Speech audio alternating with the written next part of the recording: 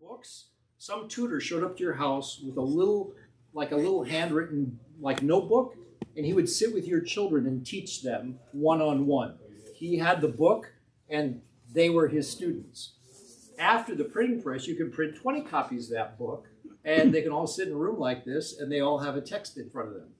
My understanding would be hymns and hymn books are the same. Before the Reformation, and this is the question, Mrs. Bonoskis, most singing in church was done by choirs, psalm choirs, cantors, and things like that, not by the congregation. You have history on that, Palestrina, and all of the development of music up until Luther.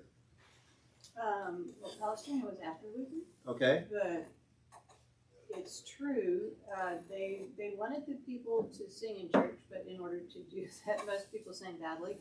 And so they I apologize you to come over here. I can't hear you, and I apologize. Stand right Even with my hearing aids. Stand right into that. Talk right into that thing.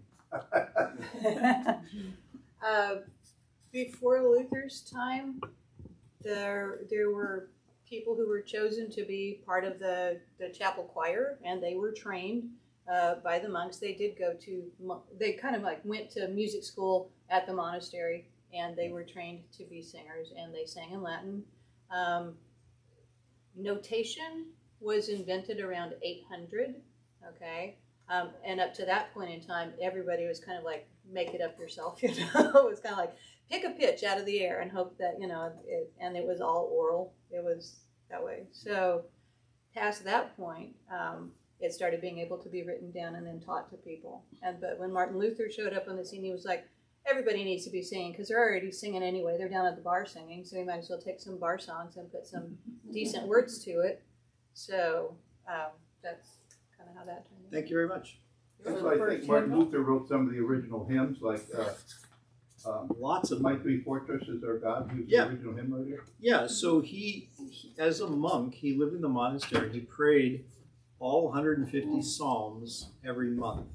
So every day he would pray at least 5 of the psalms, in the morning. So that in monasteries they keep the hours, right? So they have they have morning prayer, then matins, then the noontime prayer, then vespers, then evening prayer, then compline, and there's another one at midnight, which I think is called Nones, N-O-N-E-S, Nones, something like that. And so at all of those different prayer hours of the day, they would be praying all these psalms. He prayed all 150 psalms once a month. And so these were his prayers, these were his hymns. If you read Bonhoeffer loved the Psalms. Bonhoeffer, these were the prayers of Jesus. They were the hymns of Jesus. And so Luther then also leaned in on the Psalter because that was the hymn book of the Old Testament people. So then those psalms then become, instead of just being plain chant like we do in church on Sunday, just chant them, they wrote melodies to them. And so, instead of just chanting, "The Lord is my shepherd, I shall not want," we sing, "The Lord's my shepherd." I can't even sing it. The Lord, you know what I mean? Yes. We sing it, we set it to hymn tunes instead of just chanting it. Yeah, you got it. Lord's my shepherd. I don't know, I can't get it. You know those hymns. How about this? He makes me down to lie in pastures green. He leadeth me the quiet waters by. So that's what Luther did. He took those same psalms and he just gave them melodies. So the famous one from the Reformation, of course, is "A Mighty Fortress Is Our God." The other thing that develops over time, and I always make this point, sometimes people talk, well, the only real instrument in the church is an organ. And I'm nothing against organs. Organs are fine. I love organs. We have brilliant organists here at Concordia, great musicians. But I'll just say, Bob Hartwig does a great job on the piano. And I could do a whole service on the piano. I don't even need the organ. I mean, he's so good. But the organ is good too, and many people love it. It's been part of the church for 500 years. But I always make the point that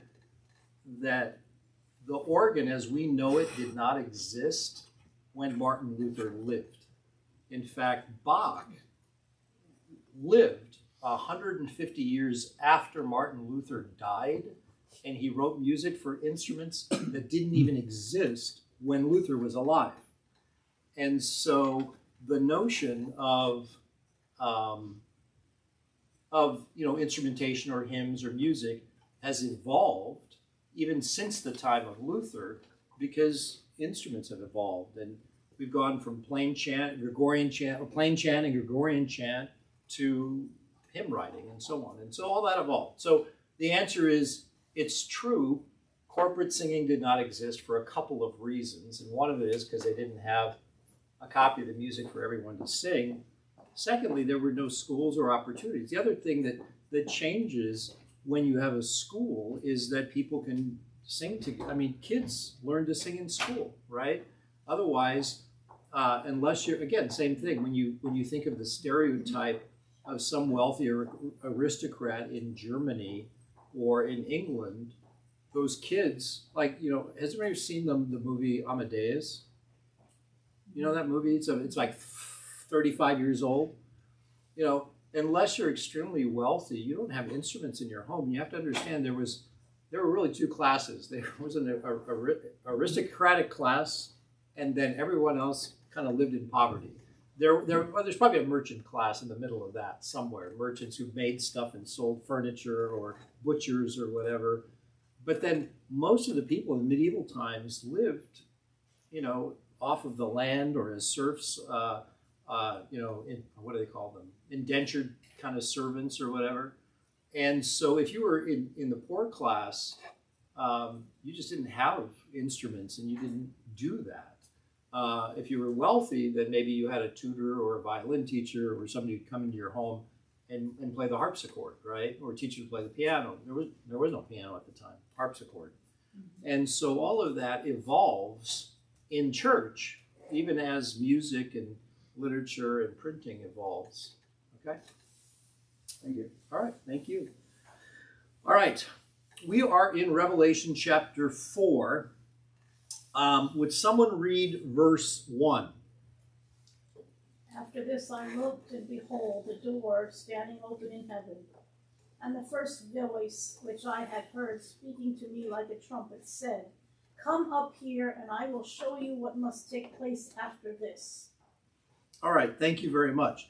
So John has a vision in heaven. This is not the first time something like this happens. Let's go back to 2 Corinthians 12. Would someone read for me 2 Corinthians 12, 1 through 4? I must go on boasting, though there is nothing to be gained by it. I will go on to visions and revelations of the Lord. I know a man in Christ who 14 years ago was caught up to the third heaven. Whether in the body or out of the body, I do not know. God knows. And I know that this man was caught up into paradise. Whether in the body or out of the body, I do not know. God knows. And he heard things that cannot be told, which man may not utter. All right. So John starts out in Revelation 4. I looked, and behold, a door is standing open in heaven. I heard a voice speak to me like a trumpet. Come up here. I'll show you what must take place. Paul says, I know a guy, and all the interpreters say he's talking about himself. And then he says, I know a guy in Christ 14 years ago caught up to the third heaven. And it's interesting because it's like a vision. And we've talked about this earlier. When John is writing these things, these are like a dream. Is he awake? Is he asleep? Is he in a trance? Is it like a hallucinogenic kind of experience? We don't know. And Paul says he doesn't know.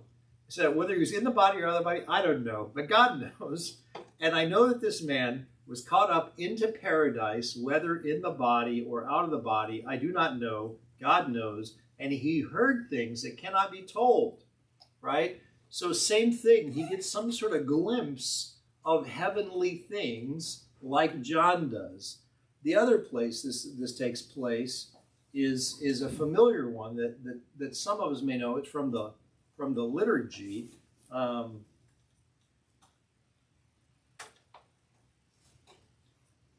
would someone read, 1 through 4 or 1 through 5 in Isaiah chapter 6? In the year that King Uzziah died, I saw the Lord sitting upon a throne, high and lifted up, and the train of his robe filled the temple. Above him stood the seraphim. Each had 6 wings, with 2 he covered his face, and with 2 he covered his feet, and with 2 he flew. And one called to another and said, Holy, holy, holy is the Lord of hosts. The whole earth is full of his glory. And the foundations of the thresholds shook at the voice of him who called, and the house was filled with smoke. And I said, Woe is me, for I am lost, for I am a man of unclean lips, and I dwell in the midst of the people of unclean lips, for my eyes have seen the King, the Lord of hosts. All right, thank you so much. So, same thing. Verse 1, where is the Lord? Sitting on the throne. Okay, what does that symbolize, or what's the image there? Heaven. Okay, heaven, A. What else? Who sits on thrones? Kings do. So here's this, he's high and lifted up, he's in the temple, he's sitting on a throne, it's heaven, it's glorious, and it's overwhelming, right? And verse 5, what is Isaiah's response? Woe to me. Woe is me. Who is in early service today? So at the end, I'll try to make this announcement again. I was talking about the little veil that we have over the chalice at the end. And the point that I made, and I'll try to make it again at late service, is that after we come back from the Lord's Supper, we have just seen God face to face, right? And oftentimes, I think that it's our nature to maybe not think about that as deeply. And one of the purposes of that little veil is that we can sit there and just meditate on what just took place. You know, the point that I made at early service is that in the Roman Catholic Church, they actually adore the sacrament. They will consecrate the host and they'll put it in a little vessel called a monstrance, the same word as demonstrate, and they'll put it in the monstrance. And then they can sit and venerate the sacrament or whatever. We don't venerate the sacrament, but you can sit and just ponder this amazing mystery that God has revealed himself. And so it's humbling. And so Isaiah, he comes into God's presence, he sees God on the throne, and he's like, woe is me. You know, we don't have we have a beautiful sanctuary, but it's not very, what do I say? Majestic. Or ornate. It's not ornate. Thank you very much. One of my favorite places to go in the world is in Montreal. There's a place called the Oratory, and you walk into this. It's like a monastery and a pilgrimage site. And you go to the Oratory. It's on the top of of Mount Royal, and you go in this place, and the ceiling has got to be 30 or 40 feet high. And so you walk in this place, and it's huge, and you're going to go like this, and then your jaw kind of hits the ground, and you feel about that big. I don't remember it being that ornate. If you've ever been in Montreal at the Cathedral of Notre Dame in Montreal, now that's ornate, gorgeous. But the Oratory is just tall. The other place that's similar to that is the chapel at Valparaiso University. When you walk in and you go to the chancel, the chancellor, you go like this, and it's like, whoa, woe is me, and you feel about that big. Speaking of which, Notre Dame is like that too. Have you ever been in Paris? I have not, but I heard they just opened it recently. And it's interesting when you're in the church and you look up, there are ledges all around the top near the ceiling, and they tell you if you go on the tour that a city bus could sit on one of those ledges, and when you look at it, you cannot understand the And how perspective. large that That's is. how large just those cornices or whatever they are that. Yeah, so this is Amazing. again, because of the light, you can't you can't see it is great, but that's the chancel at Valpo. I was there for a worship service. There's a little bit of a glimpse of it. Another place is the new cathedral in St. Louis. If you go there, it reminds me of heaven because everything is covered in mosaics, and I can't imagine trying to do a sermon there because everyone's looking at all the pictures all around. Yeah, And I guess, if you go back to the previous discussion, that's why you have stained glass windows and all. You have a story that's being told there to people who don't know or how to read or don't have access to that. So if you look out these windows right here, out to that field, one day there'll be a church as tall as this parked out there, and you'll walk in and it'll be like, whoa, it's me. It'll be great. So the magnificence of the chapel, I think, strikes you in a lot of different ways but the stained glass and the stained glass in the morning when the sun is coming through is just spectacular, and you just feel like you're in this glory of God and this presence because there's just such a glowing feel. But communion there is amazing.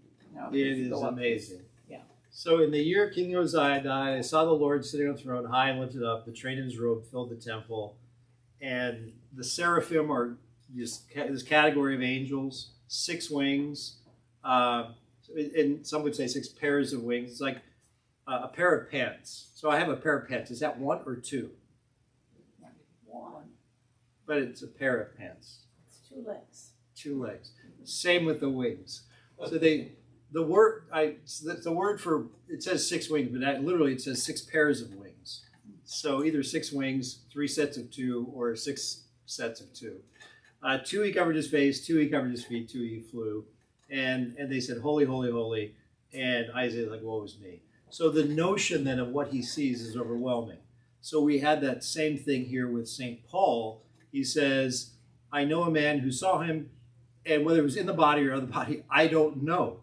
And so it kind of tells you that this thing was so surreal, he couldn't grasp it. So that brings us then to our text today. After this, and look, I behold the door standing in heaven, and the first voice which I heard speaking to me like a trumpet. And I'll show you I will show you what must take place after this. And then verse 2, he was in the Spirit, like St. Paul, and what does he see?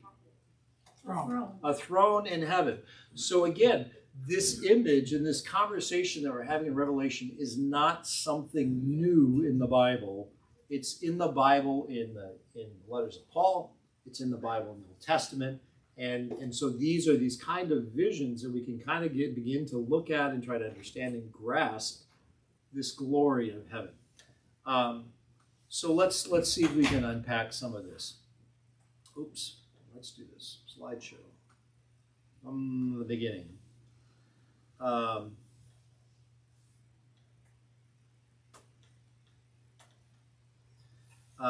So let's read through some of this text. Again, we're going to, come on, don't do that. Would someone please read for me? After these things I looked, and behold, a door standing open in heaven, and the first voice which I had heard, like the sound of a trumpet speaking with me, said, Come up here, and I will show you what must take place after these things.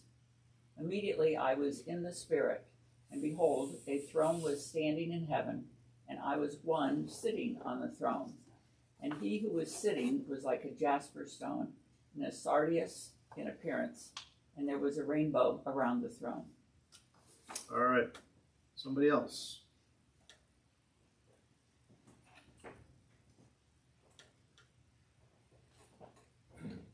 Worthy are you. Hang on a second.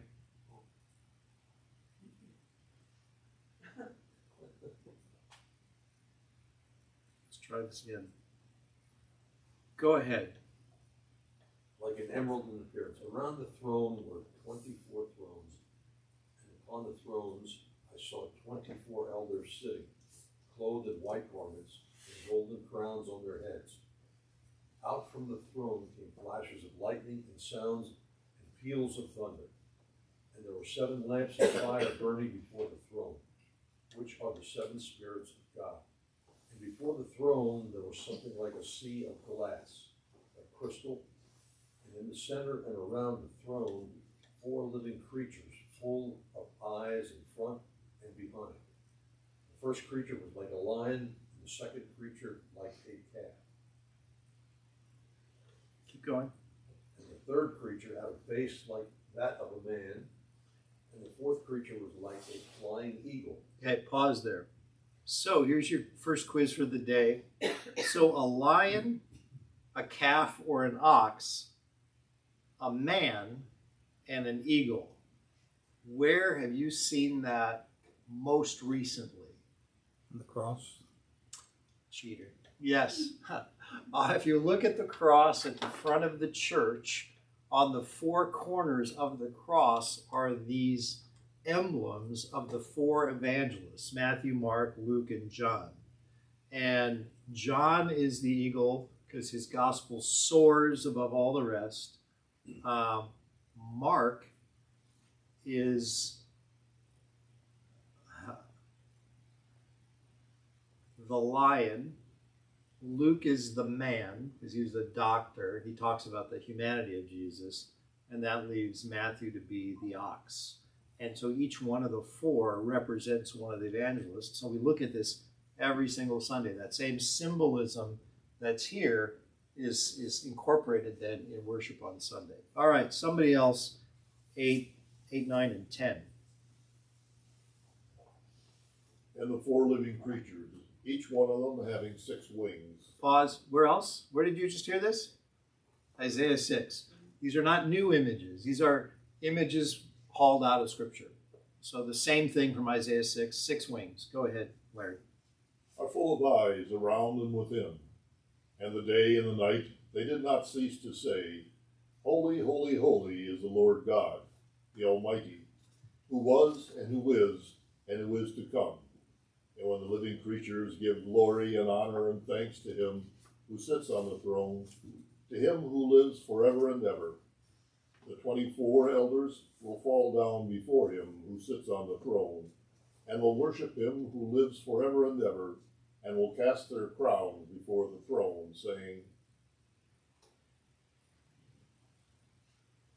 Worthy are you, our Lord and our God, to receive glory and honor and power, for you created all things, and because of your will they existed and were created.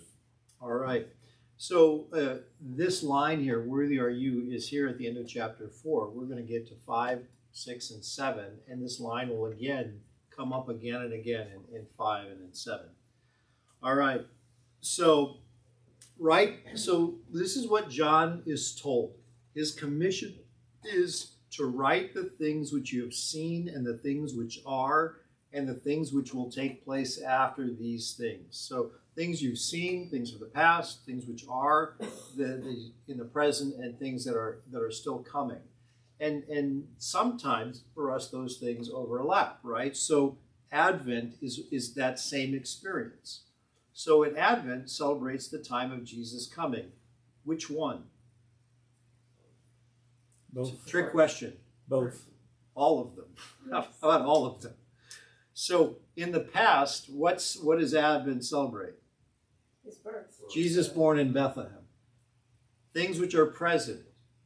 And it comes to us Each day in his word and in his body and blood. On Wednesday, I'm going to I have a stole that has the sacrament, a manger, and a trumpet, right? So the manger means in the past, the sacrament means now. He comes to us today. You'll see him face to face. And then the trumpet, which is ultimately his final coming. So both and now. So these things kind of overlap, right? He did come, he is coming, and he will come again. And they're not just kind of a static thing, but they're all of the above. What does this represent? After the things I looked, and behold, a door standing open in heaven. The first voice which I had heard, the sound of a trumpet speaking to me, and said, Come up here, and I will show you what must take place after these things. After what things? the things that John has been told. Yeah, So he's received this message, he's received these letters, he's alerting the churches of his day, yea, of our day, and then history is going to unfold. And as we're going to see, it unfolds here on earth and it unfolds in heaven, kind of both at the same time. I think one of the greatest challenges that we have, and I'll just say, when I say we, it always starts with me. I was talking to somebody about 2 weeks ago about my sermon, and they made some comment, and I said, well, I preach every sermon to myself, and I just assume that you guys have all the same struggles that I have, right? And so, and that your life is as real as my life is real.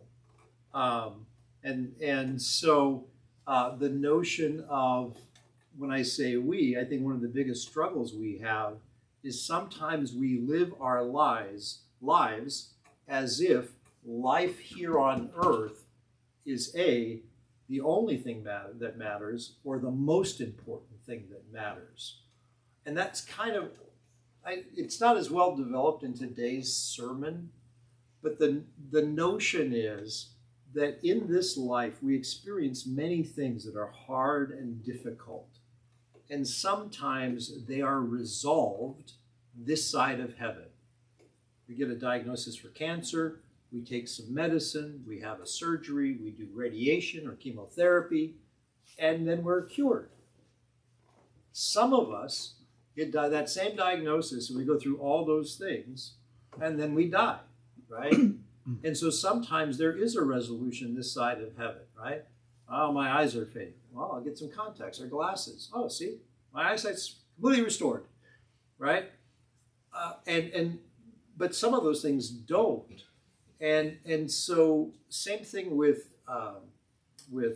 poverty or emotional struggles, or sometimes depression, or grieving the loss of a loved one. Right now, our sister Kathy Windsor is grieving her husband, and those are all these little signs of darkness in our world, these losses that we experience, and sometimes people shake their hands at God or are angry with God because these troubles that we experience aren't resolved here and now. We live in a society, all these commercials on TV with all these medications, it's like, oh, you have this illness, here, take this pill. Oh, you're struggling with your weight, take this pill. Oh, you're struggling with that, oh, take this pill or do this thing. And magically it goes away, I was at the doctor on Friday this week, and we talked about what my options are for my hip. She said, well, you could have surgery, or you could, eat less and exercise, right? Or, oh wait, that's my blood pressure. Eat less and exercise. Now I'd rather just take a pill, right? Like, who wants to eat less and exercise? That sounds like work to me, But same with my hip. The option was, well, we could schedule surgery, or you could try physical therapy for 3 months. And I said, yeah, let's do the therapy. But you know what? That means you have to work. You can't just lay down and make it better. And I think we live in this world looking for easy answers and quick fixes. And so much of the focus of Advent, if not of our Christian life, is that we live here in time, and life this side of heaven is hard. Okay, life this side of heaven is hard. That is it's not a bump in the road, it's the road, and so when people say, yeah, my colleagues become pastors, like, oh yeah, I'm dealing with these people, and they're so obstinate and hard-hearted, and they don't listen to me, and they do their own thing, and I'm like, what did you expect? You expected them to just fall down and say whatever you want, Pastor. Israel was hard-hearted and obstinate. Everyone did what was right in their own eyes, right? For 40 years. For 40 years. Wow.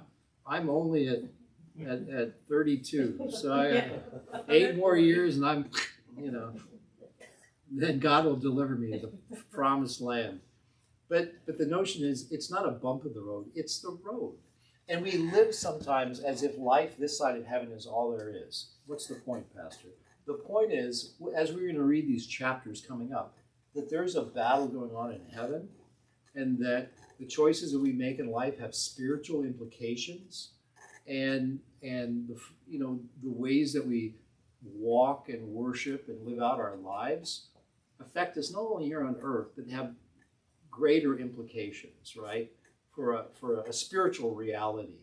And I think sometimes we are either not sensitive to that, or blind, or, you know, numb to that.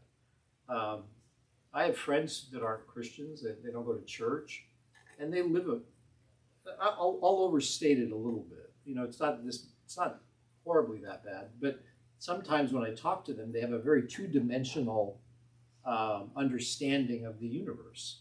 You know, that you know, all that matters is how I treat you today, and I'm nice to you, and you're nice to me. And then one day I'm going to die, and they're going to throw me in the ground, and I'm worm food.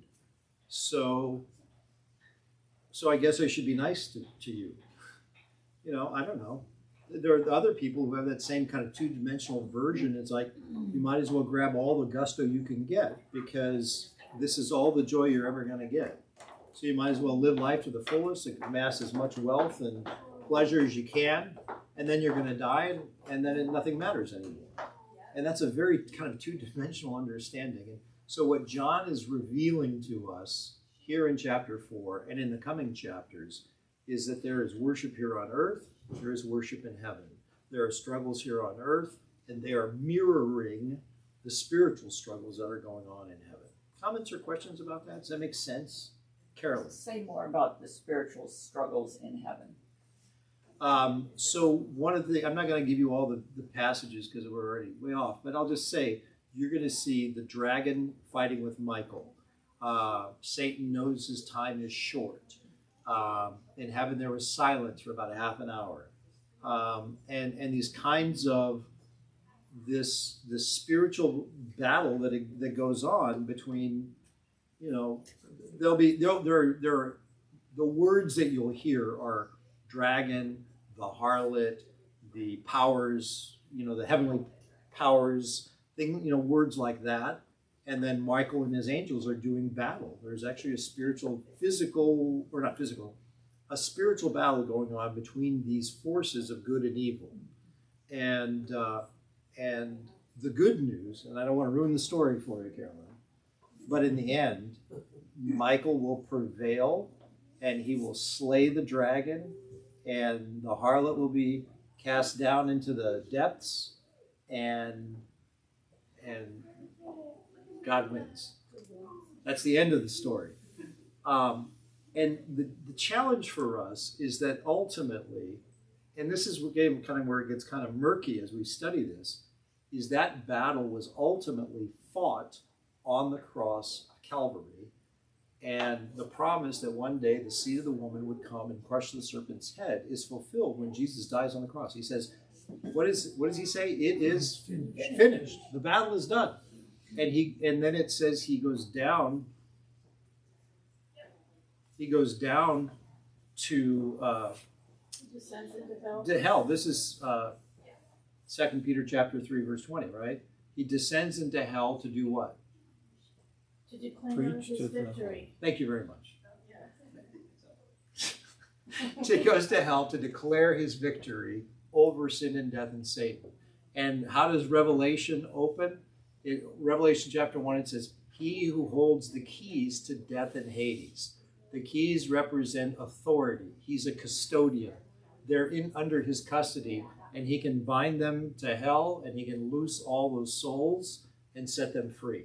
So Jesus is the victor, and that's all accomplished on the cross, and the victory is done.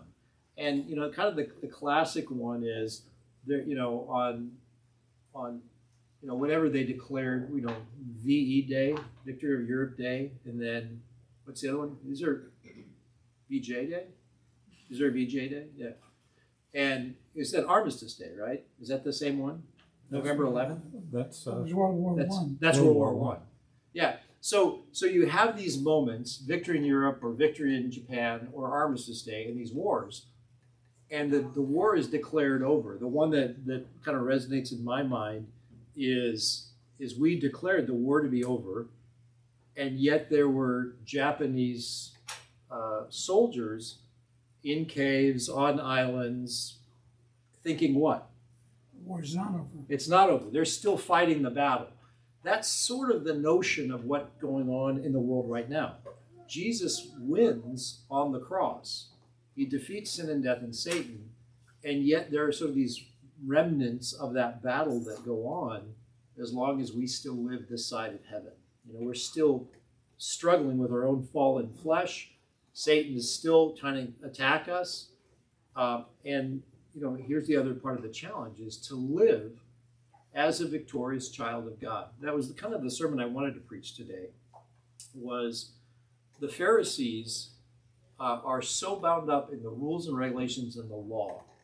And Jesus declares freedom, joy, and victory.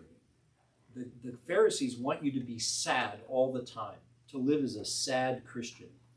And Jesus is, no, the bridegroom is here. What do you do when the bridegroom's here? Party. It's a wedding. It's a bachelor party, you know, or a wedding reception. You know, it's a foretaste of the feast to come. And for us as Christians, our life this side of heaven should be one of joy and happiness. And yet we live in this tension of this sad fallen flesh wants to not be happy. This sad fallen flesh experiences the weight and burden of living as a fallen person. This faithful child is attacked by Satan, who wants to get us to doubt, wants to get us to disbelieve. So that battle in heaven is the battle that we also live, even though we've won. You know, so it's tough, isn't it? You know. Okay. One fast question. Yes. I have neighbors who are convinced that the world is a horrible place and it's only going to continue to get worse till the end of time. Should people like that have children? No, it's a serious question because I really want to believe with the size of my family that I'm leaving them a better world than what I may have inherited. John Mansfield, I love you, man. You are a legend. You're a legend. But this fits in what you're talking about, I think. There are a number of people in my life that have chosen not to have children or have not been able to have children. And sometimes for better and sometimes for worse.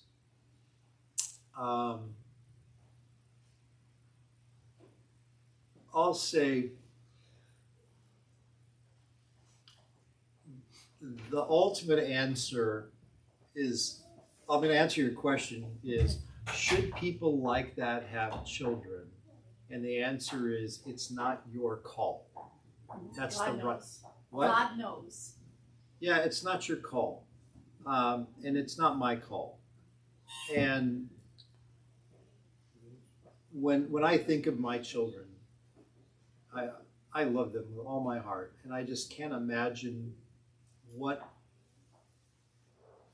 wonderful things they bring to humanity and the world in which they live and serve, right?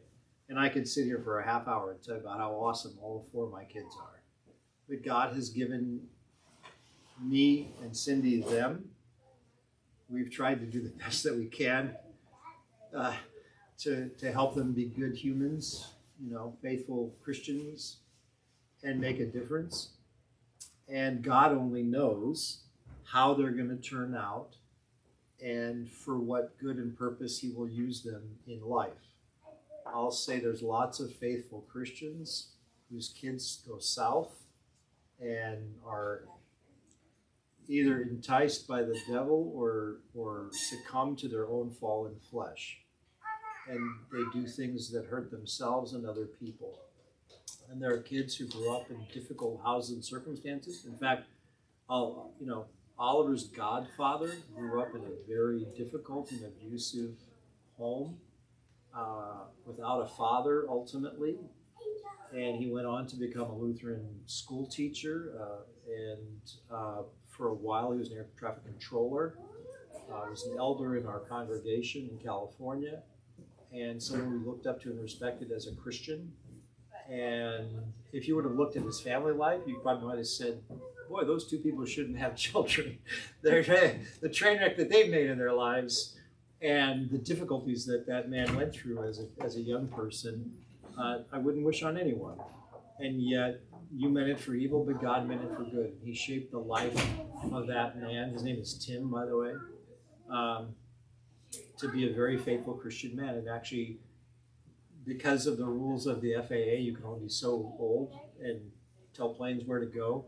He now works in San Diego County in like youth services, and he cares for people probably like who come from homes like he grew up in, and helping them to be better.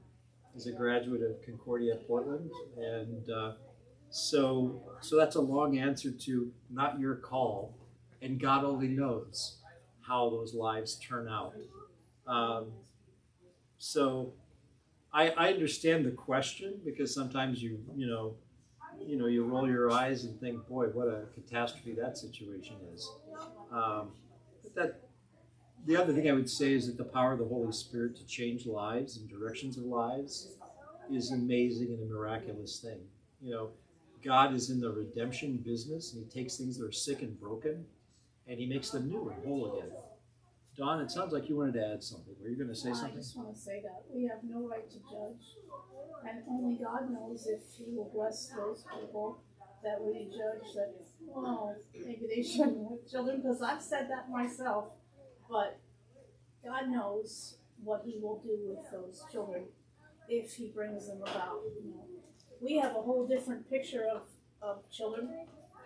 We adopted a child from China who was abandoned. So, take that and go wherever you're going to go with that. But we feel that God totally blessed us with that child. And she is a miracle, helping other people. Yeah. If I could, the background of that question is people that I know who read Revelations come up with that conclusion that it's a horrible place and it's just going to get more worse. And you assured me, I think, that by the time we get to the end of Revelation, we're going to be on a positive plane again.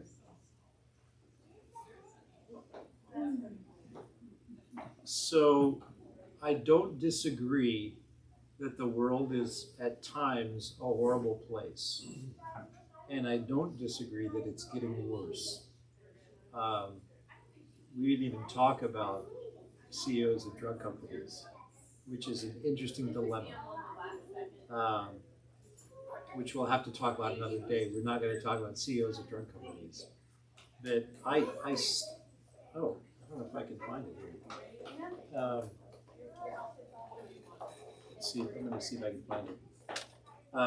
The challenge is that the world in which we live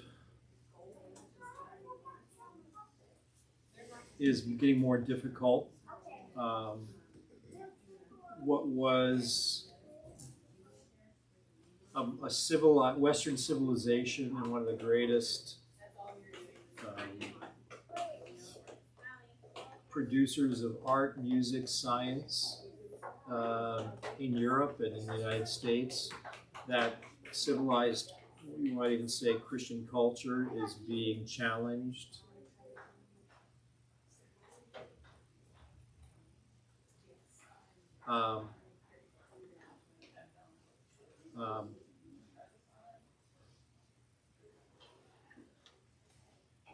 Yeah.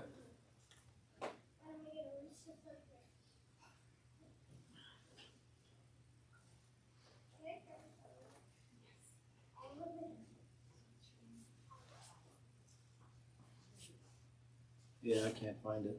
So anyway, it seems to me that the world in which we live is getting more difficult. I can remember,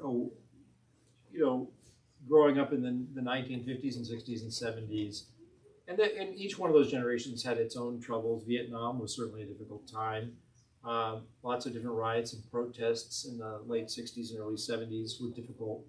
Felt like the end of the world, but I'll just say all of these norms, things that used to kind of hold us in line and in lane and be nice to each other, are going away.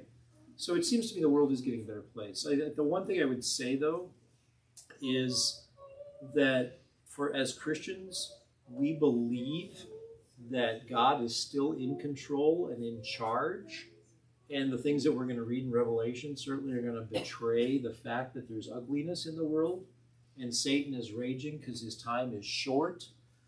But God is still on the throne, and prayer changes things. You know, that it's still God's world. And in spite of all the ugliness and evil in the world, he wins. And so for us as the church, we get to be salt and light. That means you see ugliness in the world, well, you be what's beautiful. You see what's dark, you see darkness in the world, you be what's light.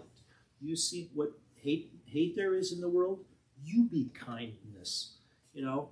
And you see sickness and blind people and all the things, you be Jesus to them. Help them, guide them, care for them, love them. You see hunger and poverty in the world, feed them. You know, I only got one set of stories. One of my favorite lines. You remember the movie Oh God with George Burns and John Denver? And there's this great line. And John Denver comes to God and he says, God, if you're all powerful and almighty and you say you're loving, why do you allow there to be hungry people still in this world? And God looks at John Denver and says, why do you? Why do you? And so if we pray, give us this day our daily bread, and say God should feed everybody, who are his hands and feet to do that? We are. Boy, I wish God would send somebody in the world to care for the sick and the hungry, the poor and the destitute. He did. His church. Like you're waiting. Who are you waiting for? You are the people that God has called to do that. And we're like sitting on our hands like, man, I hope he takes care of all these hungry people. I don't know what we're going to do. It's your job. You know, that's what he's called the church to do and be. So yeah, the world is difficult, but he's left us here to do something about it. And we can sit and, wring our hands and complain, or we can show up. And I'll say, Concordia is little, and we don't do a lot in huge measure. But the work that this congregation does, primarily under the direction of Don and Art at the rescue mission, and primarily through the food collection, again through Charlie and Sally, it's an amazing thing. The amount we don't count. I've never counted or weighed, but there's got to be tons of food. I mean, literally thousands of pounds of food over the last 10, 15, 20 years that this congregation has donated. And you should see the response for Diakon Ministries. Hundreds, maybe now thousands of gifts over the years to orphans at Topton Lutheran Home. They're little things, but they add up. And so there is some light shining through our ministry here. But you're going to add to that, Don? I just want to say that for me personally, this year, I made it a point to read the Bible more. And the thing that I learned that was plaguing me was that I was caught up in that ugliness, that is the way that we live here on earth. But I heard God say to me, but I am more powerful. So come to me, lean on me, pray to me, read my word. So I encourage you all to do that. Don't give up. Don't think that the world is going to overcome us, because God has overcome the world. Yeah. One of the things I'd like to do, and I'm running out of weeks here, is, and we might just start it in February, not in January, but I would love for us as a congregation just to read the whole Bible. Maybe we'll start doing it for Lent and just read the whole New Testament together 40 days during Lent. And that's low-hanging fruit. You can read the New Testament in 15 hours. 15 hours is how long it takes to read the whole New Testament. And maybe that's where we'll start. Maybe we'll just read the New Testament during Lent, 40 days. We're going to do it every day together. Thank you for saying this out loud. It just inspires me I was with pastors this week in California, and we just talked about building a culture of people who are in the Word. And it's exactly what you just said, Dawn. And that fed on that Word, it nourishes us, it changes us, it fills us, so that we can be salt and light in the world, so that we can be equipped. It's a powerful thing. We got about 4 minutes left. Anybody? We got free for all. I'm going to get somebody else's hand first because you got 3 so far. Anybody else? Comments or questions? Go ahead. I was just going to add a quick comment too. That in our modern age, we get caught up thinking that we have it so bad sometimes when we don't. It's hard to put ourselves in other people's shoes. We have a lot of first world problems. Sometimes if we just simplify our lives a little bit, we wouldn't have quite as many problems as we think we do. Amen. There's a lot of people who have a lot less stuff, and the less stuff you have, the less you have to worry about. What does St. Paul say with food and clothing? What? With these things we shall be content. I think contentment is hard to come by sometimes. Yes, Linnea. Yeah, yesterday I went to the reenactment of Jesus' birth over in Bethlehem, and of course at the end they mentioned his death and his resurrection. Where was this at? In the Rose Gardens at Bethlehem. Oh, nice. And I went with my friend Jane and I her love friend my community. Gary and I love my Louise. community. And Right. we're going back home, and they said, Gary goes, I didn't like that they brought up his death. And Jane goes, I didn't like that either. This is his birth. I said, but you can't have Christmas without Easter, and you can't have Easter without Christmas. And it's in our hymns, and I couldn't think of it on the way home. I thought of it. He nails and spears, I'll pierce him through. And Yeah. sing, what child is this? Yeah. What child is this? What child is this? Yeah, that's right. But they were like, it's his death, and that's Easter. I'm like, yeah, but you can't have one without the other. Yeah. No, and yeah, I appreciate that. Exactly. It's the whole package. I could take you on a tangent. I'm not going to do that. Any other comments or questions? Lynn. About 6 years ago or whatever, I started a subscription through Concordia Publishing called Strength for the Day. I think it's Strength for the Day. Mm-hmm. I don't remember. But anyway, every 2 years it takes you through the whole Bible. And Yes. they have a devotional every day that thing. And so after 2 years, you've read the whole Bible, and my subscription just keeps going, and then it's read it again. Nice. And it's all new to me. So. Yeah. We have so years ago here at Concordia, we're talking 20 years ago. 1 year we did the Bible. In the old days, it was Bible on cassette, then it was Bible on disc. Now it's like an app, right? We tried to listen to the Bible together. The other one was there's actually a 1 year Bible where you can open it and it'll have a reading from the Old Testament, a psalm, a reading from the New Testament every day. And if you do that, when you get to the end of those sets of readings, then you've done the whole Bible in a year. And so I'm gonna think about how best to do that for Advent or for Lent. Yes, sir. In several people in the month of December read a chapter a day from Luke. If you read a chapter a day, you read the whole book. Yeah. You could still start that year. It's like an Advent calendar. Yeah, right.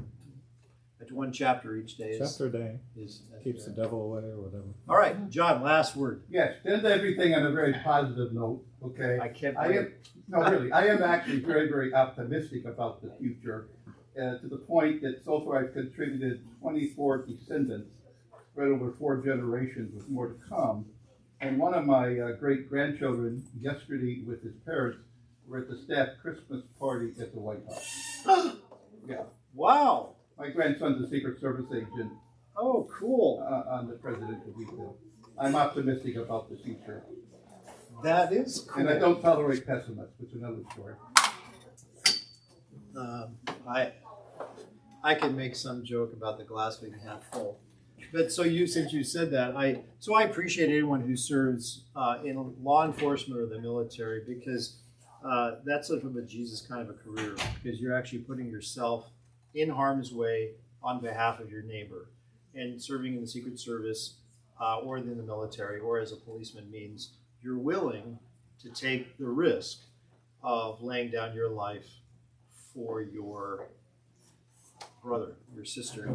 So you guys were just talking about this. I'll give you mine. So the highlight of my day is, I've told you this story. When I was a vicar, we had a group of, the church I served was about 45 miles south of Edwards Air Force Base. And a lot of people who worked on the base lived in a small desert community called California City. And I used to drive up there to do confirmation on Edwards. And then I had a family in Cal City that I did Bible study with. And that did confirmation and Bible study. And that Bible study group turned into a church. And so on my vicarage, we started a new congregation. They called me back. We developed this mission. And while I was there, I had just come back from my 4th year at the seminary.